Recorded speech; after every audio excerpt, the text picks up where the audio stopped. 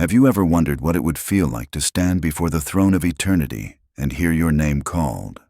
Not in condemnation, not in fear, but in that moment when all questions finally receive their answers. When the veil between heaven and earth is lifted and you understand why your story unfolded exactly as it did. There's something both sobering and beautiful about contemplating that divine encounter. That moment when time stops and eternity begins. When the voice that spoke worlds into existence speaks directly to your soul. You've probably imagined it before, haven't you? That sacred conversation where every prayer you whispered, every tear you shed, every moment you wondered if anyone was listening suddenly makes perfect sense. But here's what might surprise you. The questions you've been expecting may not be the ones that matter most. Maybe you've been carrying this quiet anxiety in your heart, this wondering about whether you've done enough, loved enough, served enough. Those restless nights when you stare at the ceiling and wonder if your faith has been strong enough to withstand the ultimate test. When you replay every mistake, every moment of doubt, every time you chose fear over trust, your mind creates scenarios of standing before divine judgment, unprepared and exposed. But what if everything you've been expecting about that eternal moment is wrapped in human understanding rather than heavenly truth? What if the very nature of divine love transforms even judgment into something you never imagined? Would you still trust the heart of eternity if you knew the questions would reveal not your failures, but your journey? If you discovered that every stumble was seen, every effort was honored, every sincere prayer was treasured? Sometimes we fear judgment because we've forgotten the character of the one who judges. We project human disappointment onto divine love.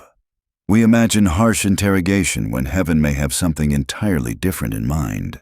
Think about the most loving conversation you've ever had. The kind where someone saw through your defenses straight to your heart and loved what they found there. Where questions weren't weapons but invitations to deeper understanding. Where the goal wasn't to expose your weakness but to celebrate your growth. That's just a whisper of what divine love looks like. A shadow of the tenderness that waits for each soul who has ever wondered if they were truly known. Maybe that's why this topic stirs something so deep within us. Because somewhere in our spirits, we recognize that this conversation has been happening all along. In quiet moments when we felt the presence of something greater. In times when grace showed up unexpectedly. In seasons when we were carried through circumstances that should have broken us but somehow didn't. The questions of eternity aren't waiting for some distant future. They're being whispered into our hearts right now, inviting us into deeper relationship, greater purpose, more authentic living. Consider how divine love operates in the present moment. It doesn't wait until the end to engage with your story. It's woven through every chapter, every paragraph, every sentence of your life. The same love that will welcome you into eternity is the same love that has been guiding you through every season you've walked. The questions that matter most to the heart of heaven are probably questions that have been stirring in your own soul for years. Our minds want to prepare for judgment like studying for an exam. We want to memorize the right answers, practice the correct responses, build up our spiritual resume. But what if divine love is less interested in your performance and more interested in your heart? What if the questions aren't designed to trip you up, but to reveal how deeply you've been loved all along? What if judgment is actually the moment when you finally understand how thoroughly you've been known and cherished? There's something profound happening when we shift from fear-based thinking to love-based understanding. When we stop imagining God as a harsh examiner and start recognizing the gentle shepherd who has been walking beside us through every valley. The voice that will speak in eternity is the same voice that has been whispering encouragement through your darkest nights and celebrating with you in your brightest moments. Maybe it was never about finding the perfect answers, but about developing a heart that recognizes divine love. Maybe the preparation isn't about building up enough good deeds, but about learning to receive grace. Maybe the questions will reveal not how well you performed, but how faithfully you were loved, and how that love transformed you along the way. The beautiful truth is that love changes everything, even judgment. When perfect love casts out fear, even the most serious conversations become safe spaces for truth and grace to meet. When divine wisdom intersects with infinite compassion, Questions become doorways to deeper intimacy rather than barriers to acceptance. Then barriers to acceptance. The deepest conversations often happen without words at all. In silence, in stillness, in moments when your soul recognizes truth before your mind can even process it. And when that eternal moment finally arrives, when you stand in the presence of perfect love, the questions may not sound anything like what you've rehearsed in your mind. What if the first thing you hear isn't judgment, but recognition? What if those divine eyes look at you with the same tenderness they've held for you every single day of your life? What if the questions aren't designed to measure your performance, but to celebrate your journey? Sometimes the most profound conversations begin not with accusations, but with affirmation. Picture this moment for just a second. You're there, fully yourself. No pretense, no masks, no carefully constructed version of who you think you should be. And the first words you hear might be something like, "Do you see now how deeply you were loved?"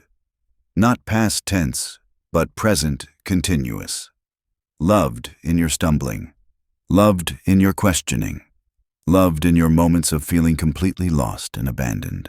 Maybe that's the first question that echoes through eternity. Not about what you did wrong, but about whether you can finally see what was always true. Whether you can recognize the golden thread of divine affection that was woven through every chapter of your story, even the ones that felt like they were written in darkness. The second question might surprise you even more. Do you understand now why certain doors had to close? All those prayers that seemed to bounce off the ceiling. All those dreams that dissolved just when they seemed within reach. All those relationships that ended right when you thought they were beginning.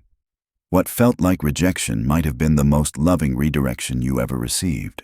Think about the times you begged for something that would have harmed you. The job that would have consumed your peace. The relationship that would have diminished your light. The path that looked so appealing but would have led you away from your true calling. Divine love sometimes has to close doors to protect what it's preparing for you. Sometimes the most merciful answer is silence, until your heart is ready for what it truly needs. The third question might touch the deepest places of your soul. Did you feel me with you in your darkest valleys? Not were you strong enough to handle them alone, but did you sense the presence that never left your side? In the hospital rooms, in the sleepless nights, in the seasons when hope felt like a luxury you couldn't afford, in the moments when you thought you were walking through shadows completely alone. Maybe that's when divine love was closest, when you were too broken to perform, too weary to pretend, too raw to hide behind spiritual language. When all you could do was breathe and trust that breathing was enough.